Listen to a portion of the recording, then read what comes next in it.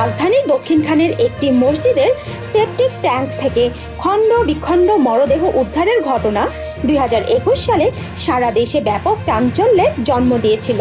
প্রথমে এটি নিখোঁজের ঘটনা মনে হলেও তদন্তে বেরিয়ে আসে এক ভয়ঙ্কর হত্যাকাণ্ডের নেপথ্যের গল্প, যেখানে এক গার্মেন্টস কর্মীকে হত্যা করে মরদেহ টুকরো টুকরো করার অভিযোগ ওঠে মসজিদের দীর্ঘদিনের ইমামের বিরুদ্ধে। আর পুরো হত্যার পরিকল্পনায় জড়িত থাকার অভিযোগ ওঠে নিহত ব্যক্তির স্ত্রীর বিরুদ্ধেও। নিহত মোহাম্মদ আজহার দক্ষিণখান এলাকায় স্ত্রী আসমা বেগম ও একমাত্র সন্তানকে নিয়ে বসবাস করতেন। গার্মেন্টসে চাকরি করলেও তিনি ছিলেন ধর্মভীরু মানুষ। সন্তানের ধর্মীয় শিক্ষার জন্য স্থানীয় সর্দার বাড়ি জামে মসজিদের ইমাম আব্দুর রহমানের কাছে তাকে কোরআন শিক্ষা দেওয়ার ব্যবস্থা করেছিলেন।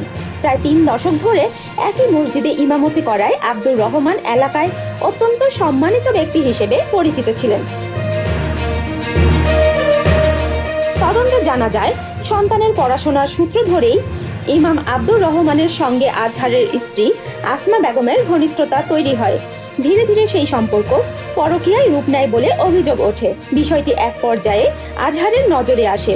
তিনি স্ত্রীকে নিয়ে অন্য এলাকায় বাসা পরিবর্তন করেন এবং সম্পর্কটি শেষ করার চেষ্টা করেন, কিন্তু অভিযোগ অনুযায়ী তাতেও তাদের যোগাযোগ বন্ধ হয়নি। পরে আজহারের ছোট ছেলে একদিন তার মা ও ইমামকে আপত্তিকর অবস্থায় দেখে বিষয়টি বাবাকে জানায়।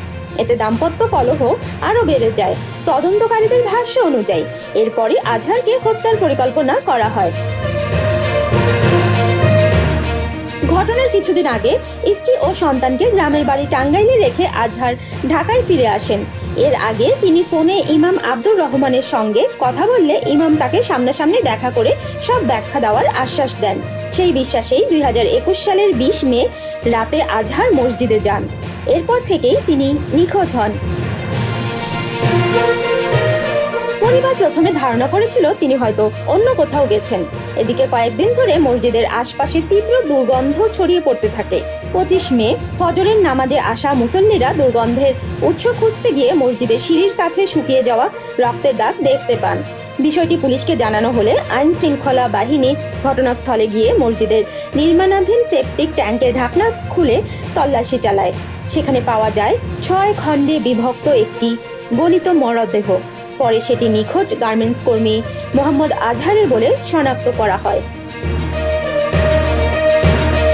তদন্তে র্যাব ও পুলিশ জানতে পারে মসজিদের ভেতর ইমামের কক্ষে আজহারের সঙ্গে বাকবিতণ্ডার এক পর্যায়ে ধারালো অস্ত্র দিয়ে তাকে হত্যা করা হয়। এরপর কয়েক ঘন্টা ধরে মরদেহ টুকরো টুকরো করে নির্মাণাধীন সেপটিক ট্যাঙ্কে ফেলে দেওয়া হয়। অভিযোগ রয়েছে, হত্যার পর রক্ত পরিষ্কার করে গোসল সেরে পরদিন ফজরের নামাজেও ইমামতি করেন আব্দুর রহমান।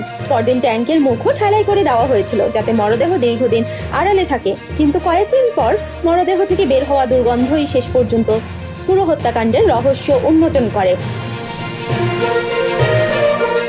ঘটনার পরপরই র্যাব ইমাম আব্দুর রহমানকে গ্রেফতার করে। জিজ্ঞাসাবাদে হত্যার বিষয়ে গুরুত্বপূর্ণ তথ্য পাওয়া যায় বলে জানায় তদন্তকারী সংস্থা।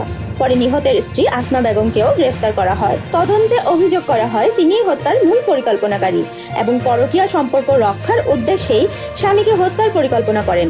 ঘটনাটি প্রকাশের পর দেশজুড়ে ব্যাপক আলোচনার সৃষ্টি হয়, কারণ একটি পবিত্র ধর্মীয় প্রতিষ্ঠানের ভেতরে এমন নৃশংস হত্যাকাণ্ড এবং দীর্ঘদিনের সম্মানিত এক ইমামের বিরুদ্ধে এমন অভিযোগ সাধারণ মানুষকে স্তম্ভিত করে দেয়।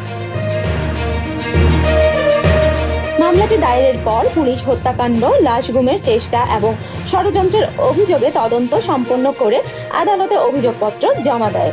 অভিযুক্তদের বিরুদ্ধে বিচারিক কার্যক্রম শুরু হয় এবং মামলাটি আদালতে বিচারাধীন রয়েছে। Desk report, Haven world.